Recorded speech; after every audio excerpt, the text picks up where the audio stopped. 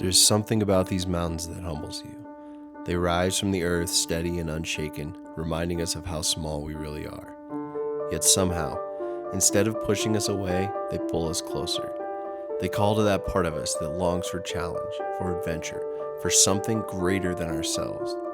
Mount Antero is one of those places. The road to the top isn't easy. It's narrow, rugged, and unforgiving. But maybe that's the point.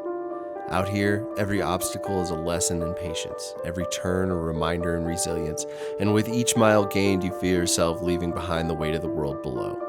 This isn't just about reaching the summit. It's about listening to the call of the wild and finding the courage to answer it.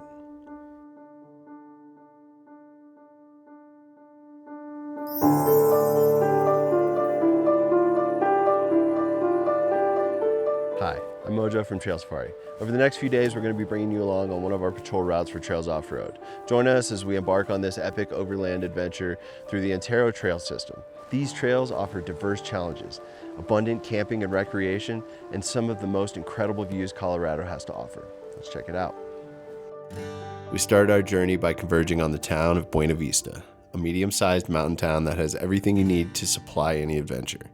It's a popular rafting and fishing destination and lies at the base of the Collegiate Peaks. We gas up our rigs, talk about the journey ahead, and program our radios. You know, the key to a good trail is you gotta have comms. If you don't have comms, make that front guy just hop out, tell the back guy what's going on, go back and forth, back and forth, back and forth. Pretty soon that trail leader's like, screw those guys, and he just leaves them. Actually, Trent's the man. He got us set up with this program called Chirp. You know, it helps program these, so you don't have to tediously go through. Rolling south out of Buena Vista on 285, we turn west onto Chalk Creek Drive towards St. Elmo. This is an amenities-filled valley with amazing off-roading, popular ghost towns, camping, waterfalls, and Mount Princeton Hot Springs, which has front row seat to Antero mountain views.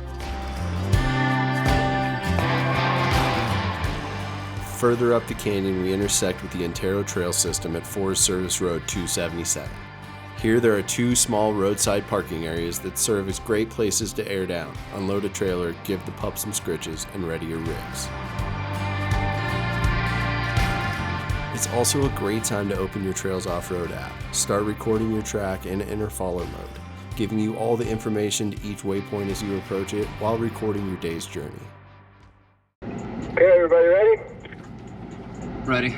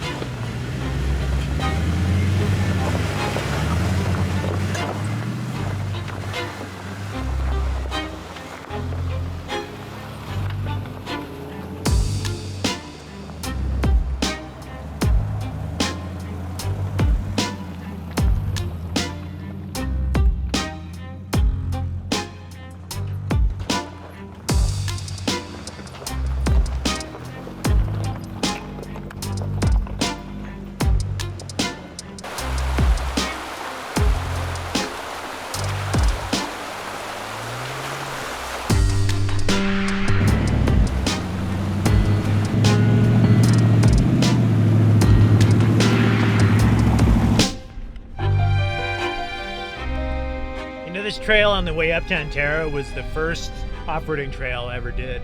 So I had a 94 Toyota, stock tires, pretty old, almost to the point where they were starting to crack and dry rot, probably 31s. And man, I was like so nervous. That's pretty awesome. My first off-road trail ever was with Blake and Mojo. You remember what trail that was? I believe it was Hell's Revenge. That was your first trail? That's hilarious. I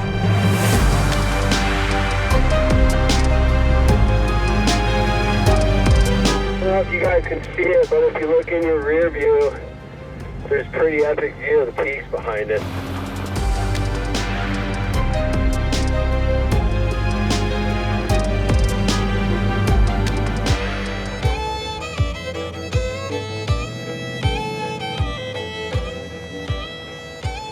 Alright guys, so coming up here, we're going to take a right onto this next trail, and this is going to be waypoint 1 for Boulder Mountain. Got it on my map.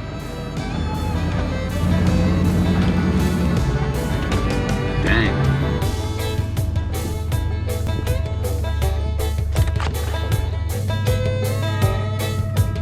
Hey Mojo, I brought my trail chainsaw if you ever want to get a little video of me doing some trail maintenance. Copy that. I might if my tent's going to catch something. Looks like we got a bit of a hill ahead of us, boys. Oh man, am I gonna get to turn the lockers on?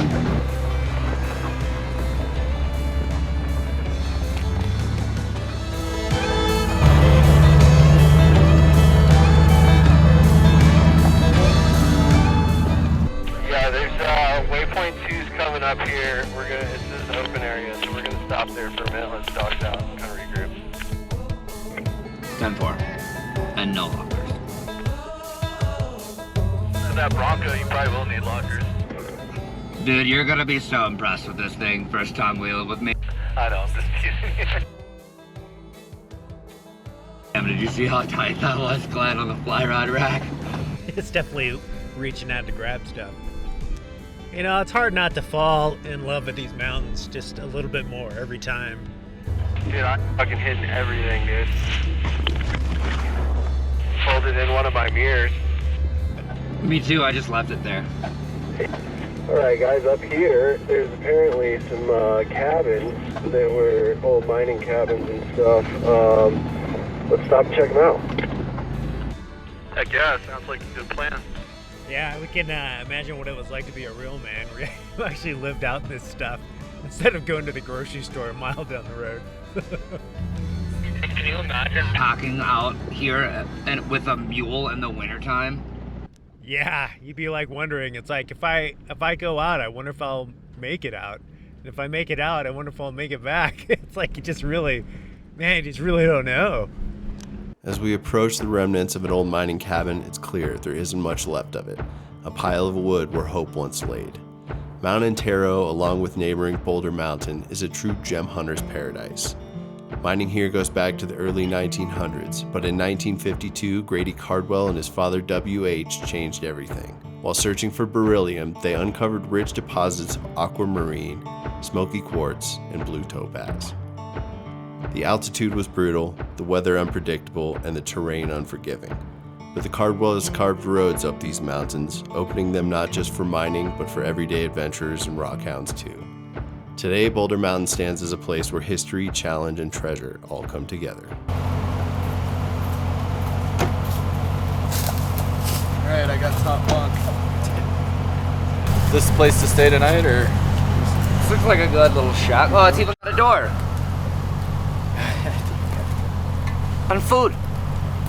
You know, of all the cabins that we see up on trails like this, like it's nice now, but the winters are like brutal.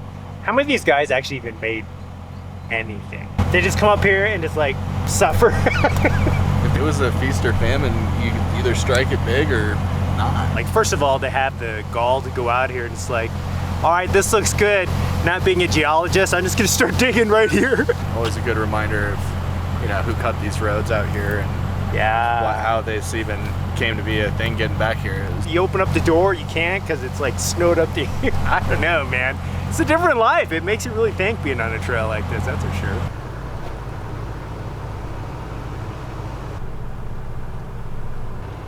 Yep, it's a cabin.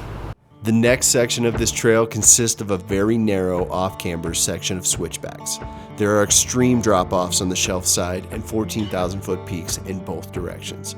People often refer to Colorado trails as easy trails with expert consequences, and this is one of those trails. However, it does make a great recipe for amazing photos. I want everybody to come up, stay nice and close to the train, come on up. But everybody come ride like nice and tight to each other so we can get a group shot in the meadow.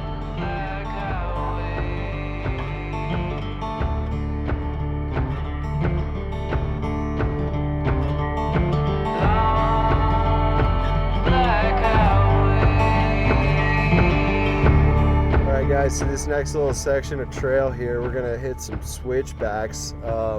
kind of be conscious of some oncoming vehicles because there's not anywhere to pull off for the next like mile.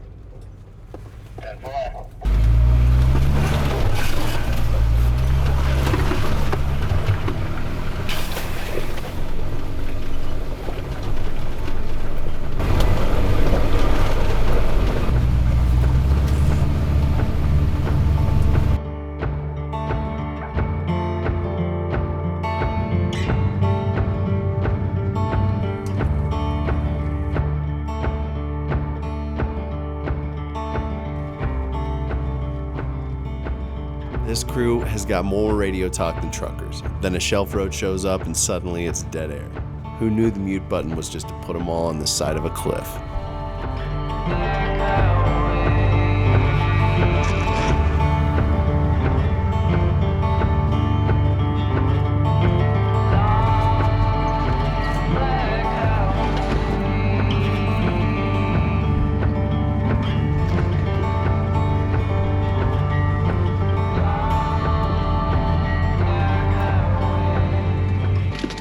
It's been a little bit since my butt puckered that hard.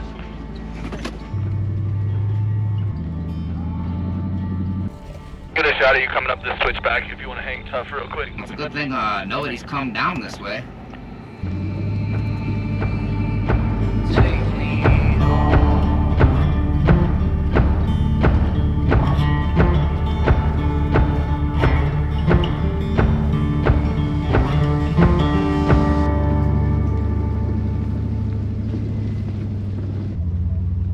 Nice shot right here of us all coming across this ridge as it opens up.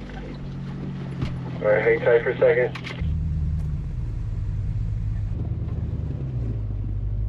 Dude, this is a steep fucking mountain. You would not want to roll off of here.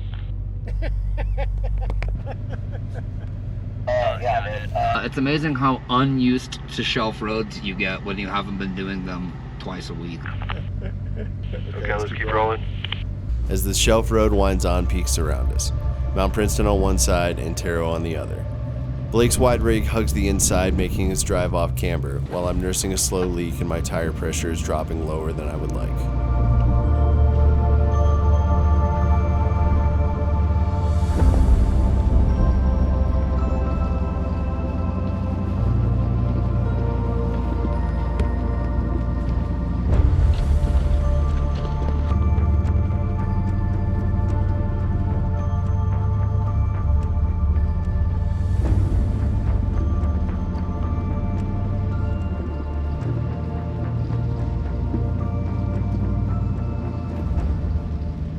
Now that we haven't done worse, but for the first shelf of the season, this is a butthole pucker.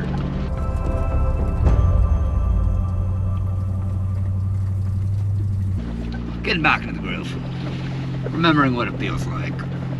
I'm not stoked to come back down this. Your ears look like they're squatting pretty good, dude.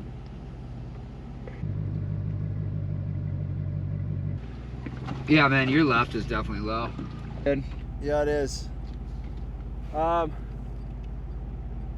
gonna run it for a little bit and then I'm gonna throw some air in it when we get to the top. Let's get some more flat and let's look at it. Yeah. Cause that could suck. Well, Mojo's squatting a tire. Probably about stem, but we need to go check it out. Being on the side of a shelf road with a leaky tire is not a good thing. Good thing we all bring kits. Little body biter right there. Watch out, boys.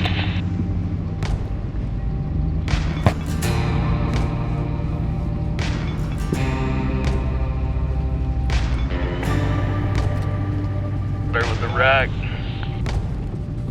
Push through. I mean, I've got a chainsaw. A little one.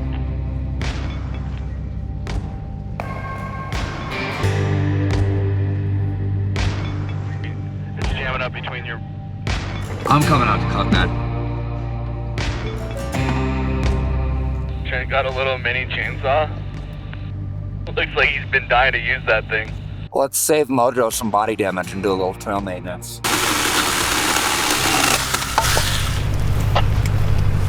The radios are all working well. Good job, Team Glenn and Trent. All right, let's post up here for a second. Let me put some air in the tire. Copy that. You should definitely check the valve stem too. Check your valve stem. I'm counting on it. God, I've forgotten how stressful shelf roads can be. And that was a skinny one, boys. Wait till we go back down. Then you're really gonna be clenching. Yeah, it's the valve stem. Tighten that down. Literally, it's a valve stem here. I don't hear shit. Don't break it. I go, bro. See if that fixes it. Tire's getting a little low. I don't know if it's burping air or losing it, but we're gonna put a couple more pounds in it. Just keep on going.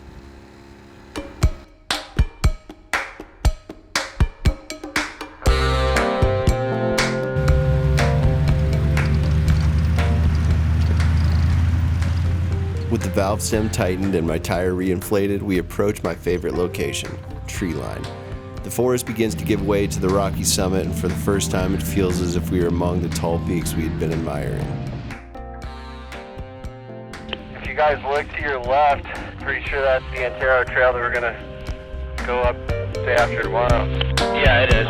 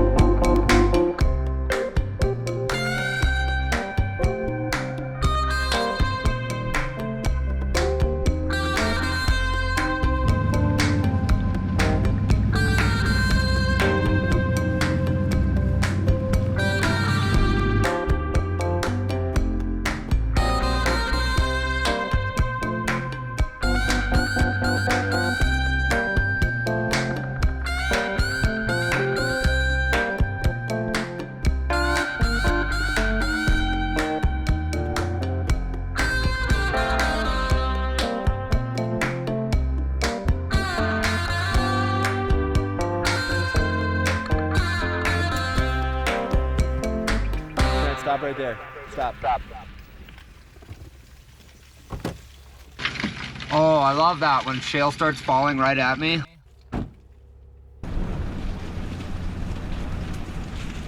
It does feel soft. Like it feels like it's just moving underneath your wheels. Oh, it is. I cheated right and caused like a small little slide. Yeah, careful with that.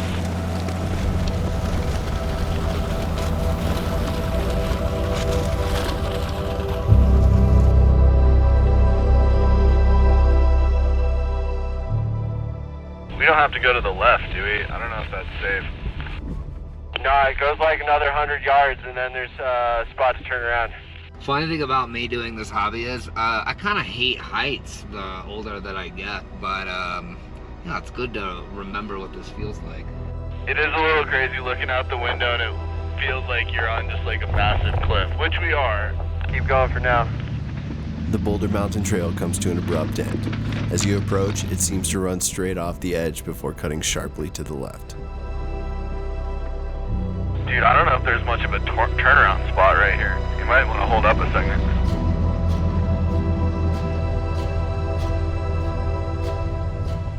I guess I could just keep going. It's not that bad.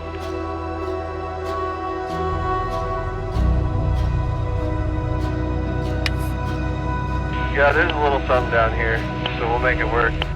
Scattered nearby are the remains of two old mining structures, their timbers withered with time. Besides them, an open shaft disappears into the mountainside, its darkness a reminder of the hidden history beneath these peaks. The landing here is small, with just enough room for a few vehicles to turn around carefully. It's not the kind of place you'd want to arrive with a large group. You might want to let me get turned around before you come back here. This is a mine shaft entry right here.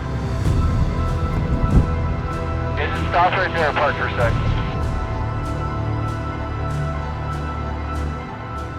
Perched on the side of this cliff, there are 14,000-foot peaks surrounding us, humble giants towering over the landscape below.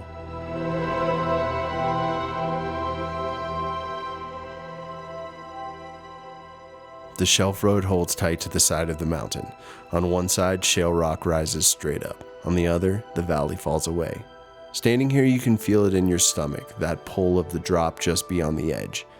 The peaks around us tower to 14,000 feet, but from this ledge, it's the space below that stays with you. It's beautiful and unforgiving. Now we have to begin the process of getting these vehicles turned around.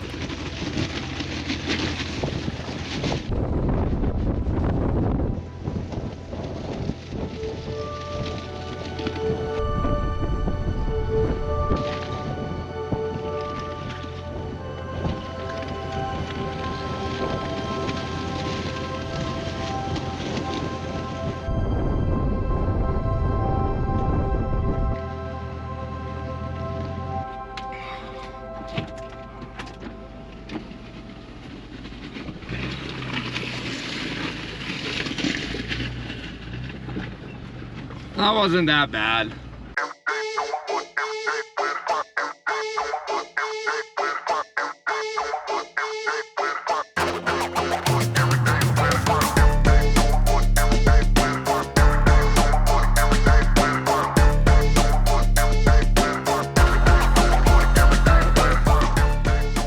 Boulder Trail, it's a good trail.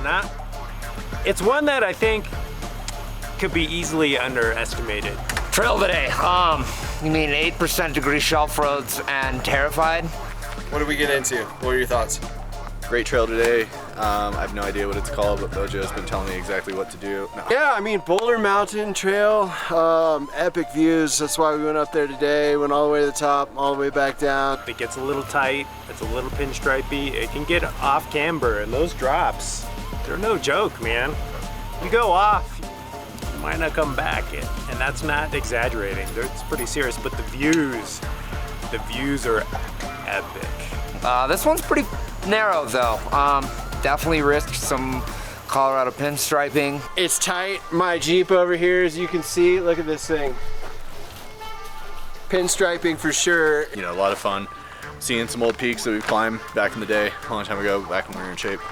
Maybe a little pucker or two. Maybe a little scream from the wife. Definitely a little dicey up there. It's like just loose shale, kind of feels like it's packing out underneath you when you're driving, and just gives you that little unnerving feeling like the road's gonna kind of disappear on you. So right now we're setting up camp. Ready to set up camp. Got the new roof nest Falcon Evo 3 here. I'm rigging out the Bronco to not be like these fancy overland boys and camp like a poor. Totally worth it. We got beautiful light, good crew. I recommend it. Great wheeling, and definitely one to do. Make some food, see what Mojo's cooking up, and yeah, we'll see you guys in the morning. Stay tuned. We're going to be out here for a couple more days. We're going to run all the stuff in the Antero system and hopefully summit Antero. So we'll see what happens tomorrow. See you then.